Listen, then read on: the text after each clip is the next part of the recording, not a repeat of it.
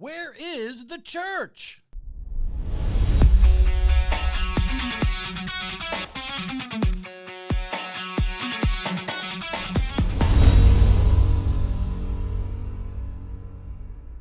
Hello and welcome to Guy Talk. Before we get going, please hit the subscribe and the bell, share the video, and comment if you wish. All right, church, where are you? The world is crazy right now, and many people look to the church for answers, explanations, to make sense of all that is going on.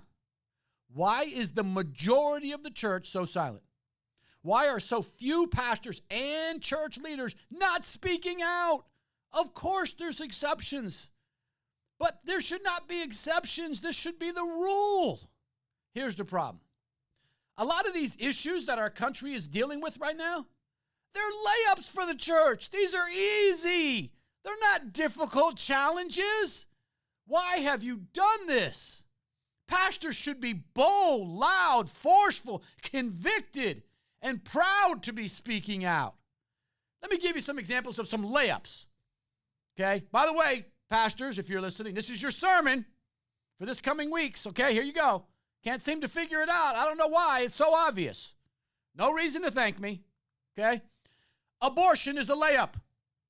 Every pastor, every church leader should be bold, loud, forceful, and convicted and proud to be speaking out against abortion, especially with an election coming up.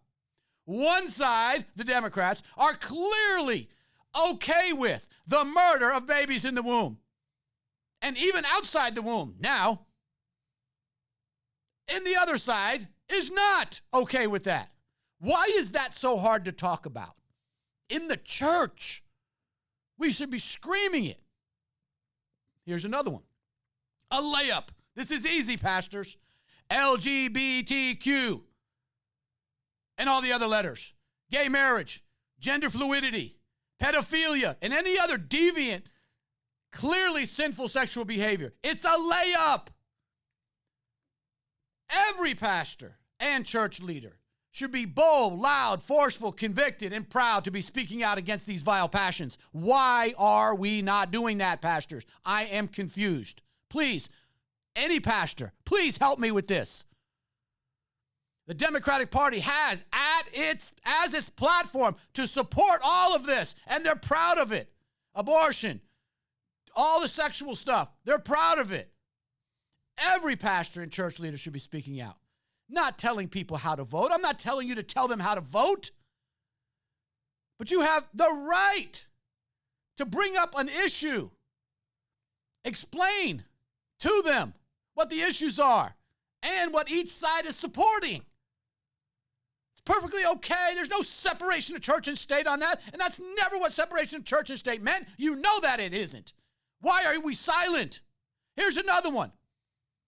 It's a layup, you guys. BLM Inc.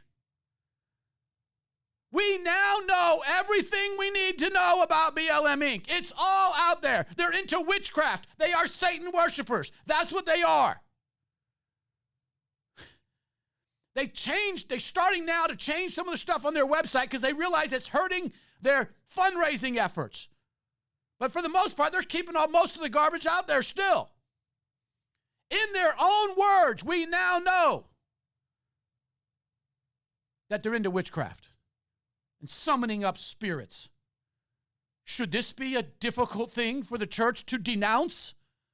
Why is this not obvious? Every pastor and every church leader should be bold, loud, forceful, convicted, and proud to be speaking out against BLM Inc. I don't understand it. The Bible's clear on race. There is no color. Why are you allowing them to dictate the narrative? We are the church. We stand on God's word. What God's word said is it. Why so silent? What are you afraid of? The truth? Please help me. How about this one, the welfare state?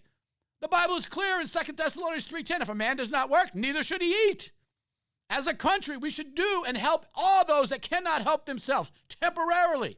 The problem is there's a huge group of able-bodied Americans that are draining our system, and it has been like that for a long time. I've never understood it. I do not know why the church is not screaming and yelling about that. Yes, we should help people temporarily to get them back on their feet when they need a little help. That's what we do as Christians when it's needed. But not forever. These people need to get a job and become productive members of our society. What we ought to be doing right now is asking them to forgive us for not forcing them to work earlier. We should apologize for not allowing them to feel better about who they are. We should apologize because we don't say anything, we're allowing them to have this victim mentality. It's crazy that we do that to people. That's always what happens when we don't speak truth. Because we don't tell them the truth, they think they're okay. The Democrats clearly lead on wanting more people on welfare because it gives them control over these people and it gives them control over their vote. Every pastor, every church leader should be bold, loud, forceful, convicted, and proud to be speaking out against the welfare state. Why is the church so silent on this issue? If you truly love the people in your church like you say you do, you would tell them the truth. We can throw in the Democrats wanting everything to be free also into this mix. Let me get this right. You don't work, you get to collect welfare. You get free health care, free college education. Okay, that's what they're going for.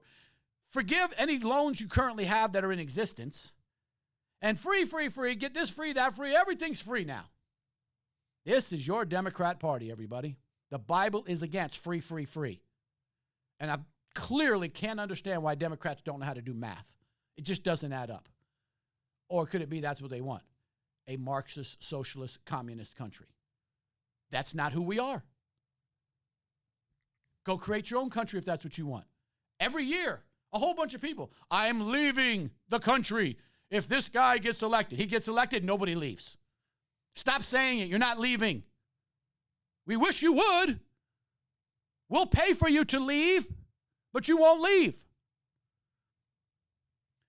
Why is it? Because they're not interested in facts. They're only interested in emotion and the pursuit of power and control. That's what the Democrats are about. Not facts, power and control. Every pastor and church leader should be bold, loud, forceful, convicted, and proud to be speaking out against the free mentality. Where are you, church? Where are you? Why are you so silent? What is it that you're afraid of? What about law and order in our police? This is a layup. This is easy. Every pastor should be out there screaming about it. Does the Bible take a stand on law and order? Should we defund our police and allow lawlessness to rule? Well, let's look at Romans chapter 13, verse 1 through 5. Let every person be subject to the governing authorities. For there is no authority except from God, and those that exist have been instituted by God. Therefore, whoever resists the authorities resists what God has appointed, and those who resist will incur judgment. For rulers are not a terror to good conduct, but to bad. Would you have no fear of the one who is in authority? Then do what is good. Wow. Would that not be a good thing to tell people who keep resisting arrest? It's unbelievable. This is biblical. Then do what is good, and you will receive his approval, for he is God's servant for your good. But if you do wrong, be afraid. For he does not bear the sword in vain, for he is the servant of God, an avenger who carries out God's wrath on the wrongdoer. Therefore, one must be in subjection, not only to avoid God's wrath, but also for the sake of conscience. There it is, clearly written about law and order. If the Democrats want police reform, why did they reject Tim Scott from South Carolina, proposed a bill before Congress, spent months and months on it, bipartisan support. Not one Democrat complained about the content of the bill. And Tim Scott, by the way, is a black man. He spent months putting it together. Nobody complained about the content. Nobody. They just did not want to give Tim Scott, who is a Republican, the victory. This is what's happening. They work for us, but they really don't. They make all their decisions on their ideology. Regardless, this was a perfect bill. Nothing wrong with it. It would have solved a lot of the problems. What do? Throw it out. We solve our differences through the voting booth and legislation, not lawlessness in the streets. But apparently that's not true today. And the Democrats are silent about it when it happens. Come on, pastors and church leaders. There's your line, by the way, for Sunday morning. I'll say it again. We solve our differences through the voting booth and legislation, not lawlessness in the streets. Would that be too difficult of a line to use on your congregation? Every pastor and church leader should be bold, loud, forceful, convicted, and proud to be speaking out against lawlessness and the stupidity of defunding the police. I could go on and on with a whole bunch of other issues, as you know, but that should be enough for your sermons, by the way, pastors. I won't keep going because, quite frankly, most of you, your sermons are too long already. Not only do we have silent pastors and leaders, we have some that are vocal for the platform of the godless Democrats. I cannot understand how there's pastors actually supporting the crap that's going on in our streets and all these divisions that we have today. People that call themselves pastors, people that call themselves believers, they have lost their way. They're being led by evil. There, I said it. You cannot possibly be a spirit-filled, God-fearing, born-again Christian and vote for a godless platform that is against all that God's word says. Period. There it is. There it is. Prove me wrong. You can't. I've been asking people for a long time. Show me how my opinion is wrong. Because everything that I talk about, I have massive facts about it. Nobody really comes at me. Why? I don't know. They don't want to deal with it. Whatever. Here's what I do know. It's time for pastors and church leaders to speak up. Here's the thing that you guys need to realize. You will be held responsible for your silence, for not speaking up for what God's word says. So, am I wrong? What do you think? Comment in the comment section. Share the video to like-minded people and people who aren't. But I know there's a lot of like-minded patriots out there, especially those that are not. Okay, send it to them as well. Hit that subscribe button and the bell as we're building momentum for the channel. Please share the video. Until next time, God bless you.